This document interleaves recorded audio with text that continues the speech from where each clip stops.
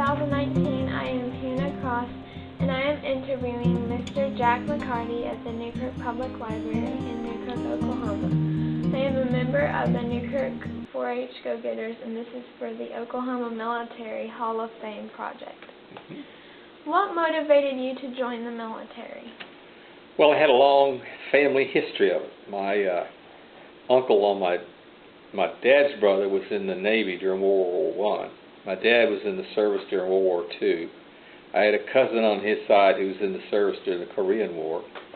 On my mother's side, I had an uncle that was in the service, and her grandfather was in the Oklahoma Indian Home Guard during the Civil War.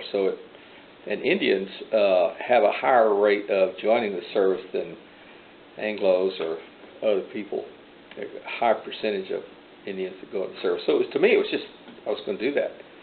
And so when I went to college, I got into ROTC. You had to go for 2 years in it. Everybody did. And then the second 2 years, it was just, I just signed up to go so I could have a commission. My brother's been in the service. One of my sister's husbands, or two of them, have been in the service. So it was just a part of my family. I thought it was an honor to serve. Tell me a little about your time in basic training. Well, when you do ROTC, your basic training comes between your junior and your senior year in college, because I was an officer. And it was at Fort Hood, Texas, and I was in a room with 40 of us, with double bunk beds, 40 of us in this room. And some of those guys were from Texas A&M, and we were from Oklahoma State. And they had some other guys in the room from Arkansas. We were all going through this together. And it was hot. It's always hot in basic training. And we were exhausted most of the time. I did KP duty. In those days, everybody had to wash and had to go through. We didn't have anybody that did our dishes. We had to do those. And guard duty all night long, and then KP duty the next day. And my platoon, we did advanced individual training, shot rifles, shot mortars, learned about all those weapon systems, and then played around with guns and shot blanks at each other, or on maneuvers against the, quote, enemy. In the middle of the night, we would get up for what was called an assault on a fortified position, and it was total darkness, and they would shoot flares up, and you're walking. Since you don't know where you are, you have to walk. It's so dark, and as you get so close, you just start firing your weapon at what you think is out there. There's no sense to aim since you can't see, and you move up on this hill and take it that way, which is dangerous, even when you're just practicing it. We crawled under machine gun firing, and we were just tired most of the time. We had, at one point, we had the fun of going into a tent with tear gas in there to check out our gas mask, and then we were told to take off the mask to see that it was working, which means you were going to get the tear gas. That was fun. You know, some guys threw up, some didn't. It was just fun. We fired machine guns, threw hand grenades, all that kind of stuff. What was your primary job after training? Well, after training, of course, I had another year in college. And then I graduated in May from college and was sworn in the day I graduated at the United States Army as a second lieutenant. And then in July, after I graduated, I reported to active duty in Fort Benjamin Harrison in Indiana. And I was up there for 6 weeks training administrative stuff. Then I went to Fort Hood, Texas, and I was the top secret control officer for the Corps headquarters, which meant I had a room about the size of this with a lot of locked safes in it, and all the secret material that went through the 3rd Corps headquarters and into various places went through my office. And I had to sign all this stuff and take down it. And I had what's called a NATO clearance, Northern Atlantic Treaty Organization clearance. I had a CETO clearance, which is Southeast Asia Treaty. I had a crypto, which is coded codes for documents, and then a top secret clearance, and then also what was called a code name documents clearance. And code name means you couldn't even tell anybody what the name of the document was, because the name itself was a secret. And this room was full of safes, and I had a message center there for other people, and it was usually a captain slot, but they didn't have a captain, so I was appointed into that. And I ran a message center and a top secret control office for 2 years. Were you deployed? If No. so, where and for what? No, at the time that I was in the service, Vietnam hadn't really kicked off. It kicked off just about when I left active duty. So we were concerned about the Russians invading Germany. At Fort Hood, Texas, it's a very big armored post, or it was at that time. The 1st and 2nd Armored Division there, that's all tanks.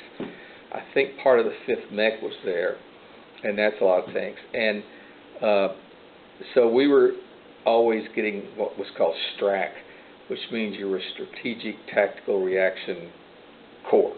I think that's what it was. And we were always preparing we had to fly over to Europe in case the Russians came across the border in Germany. So we didn't know that much about Vietnam. Now, your granddad and your grandmother were there when I was there for a while, and it was nice to see them, but then your granddad decided to go into helicopters. And he ended up, of course, going into Vietnam because he could fly helicopters.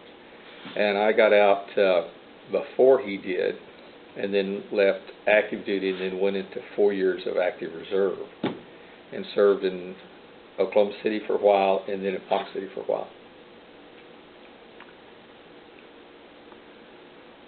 Where did you serve the majority of time in service? At Fort Hood, Texas, the fun spot of the Southwest.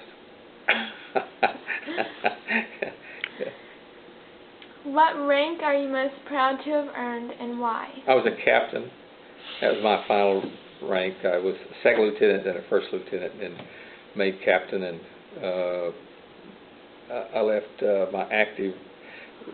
When you go in as an enlisted or as an officer, you enter into a contract with the service, and the contract is you'll serve so long. Well, officers are required 6 years, and you have 2 years active duty, then 4 years active reserve. So sometime before I got my 6 years in, I was promoted to captain and retired, so to speak, as a captain. Which medals or citations are you most honored to have received, and why? Well, I didn't get overseas to any combat areas, so I didn't have that. I just didn't go. We thought my unit was going to go, but it didn't. But I got a certificate of achievement from the Corps headquarters, and officers don't get good conduct medals. That's enlisted people get those. So I didn't get any of that. It all came with doing my job, so I just did my job. That's what I was supposed to do.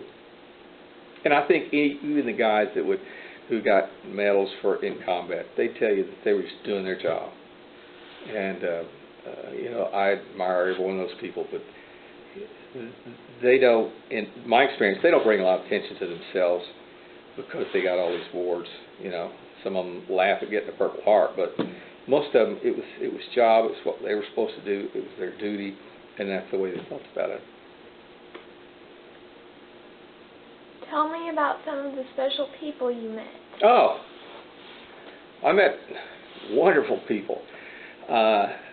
This Army is just a conglomeration of people from different places. I was the only Indian guy that was in my unit. That was kind of narrowing. I remember when a Navajo man, he was enlisted, means he wasn't an officer, and when he came through and I spoke to him for a second in Navajo, and boy, he was glad to see me. But we had people from New York. Some of the men that worked with me was a guy who made tires in Cleveland, Ohio. Some of them were active duty. We had a Sergeant Terrible, but he was an Italian. and he used to say I'm just an old Dago. I mean, and we had Jewish guys in my unit, and Protestants and Catholics, and some from colleges back east, and some from colleges, in Texas, and it was every place. I had some wonderful friends from that experience. What was the best and worst military food you were served, and why? Best military Food. Food? Oh, well, we were playing games with tanks, and so the place to do that is on big spaces like the desert in the Southwest. And before we heard about Iraq and all of those things, there was an exercise there called Desert Strike. Ironic. And we had all these tanks up there, and all we had was K rations. Now, I don't know what anybody else has told you, but if you're not just eating C rations, which are right in your own little individual pack, you get K rations, which are for everybody, but it's all canned stuff. And somehow our mess sergeant out there in the desert, in the middle of no place, was able to get green onions. And we had green onions for breakfast, lunch, and dinner, because that was the only green thing we ever saw. I don't know what the others told you, but the mess kit, if you've ever seen one, it's a top and bottom with a long handle, and you keep all your forks and knives and spoons inside that, and the handle kind of bends over the top half to snap, and all of that fits on the handle, so you can. They're all big holes, so you put it on that, and you dip it in this boiling water that makes it so hot you can't even hardly handle it, but it kills all the disease, and you wash them off the same way. So you get this thing you can't hardly hold after it's been in boiling water, and they want you to go through the line and get food. And if the sand was blowing, you got sand. And if it was all too greasy, and that, you got that. But I still remember those green onions for every meal. They were wonderful. Tell me a funny story you experienced that could only happen in the military. Oh, gee.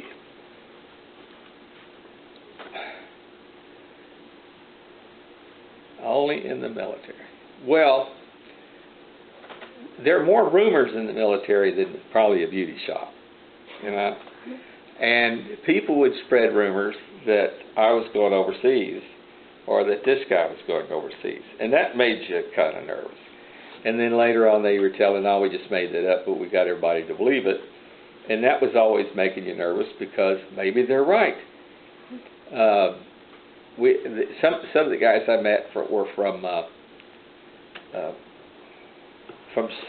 South, the deep South, from Georgia. And these were white guys that were just really into that culture. And Charlie McDaniels, who lived above us in these little apartments, his wife decided she wanted to invite us over. Nobody had any money, so we invited us over for Kool-Aid, crackers, and we played a game. And we sat in her chairs that had belonged to her great-grandmother that she brought with her. We drank in her crystal Kool-Aid, the finest crystal I've ever seen in my life, that belonged to her great-grandmother. She was a Southern lady. And I hated it, because I was afraid I was going to break one of those glasses. So our social times together weren't much. If you could, you ran around watching things. And then, of course, one of the horrible experiences was when my wife, who's redheaded, and as you know, and they invited us out to Killeen Lake, and she got redder than a lobster. Bless her heart. And that was a miserable few days, because she had such pain. But the fun things were just going there every day. And some of it I can't tell you, you're too young. And there are women in the room, okay?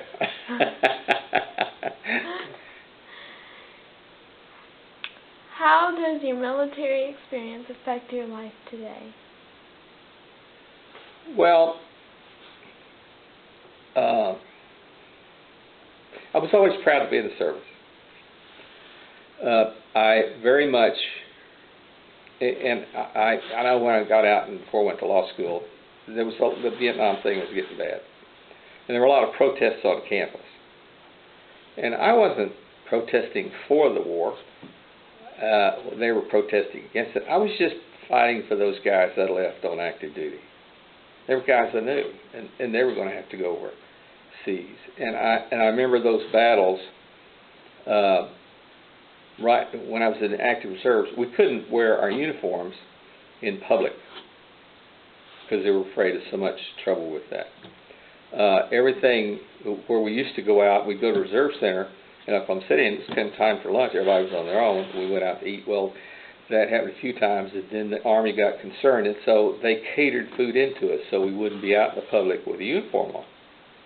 That's the kind of resentment we were getting against military people during the Vietnam War. That was disheartening. I know I had a lot of friends that went over there. I have several friends that didn't get back. A dear friend of mine in Stillwater got shot twice, and I know some people here. And that pride that we'd always had in the military, which the military teaches you, it didn't exist after that.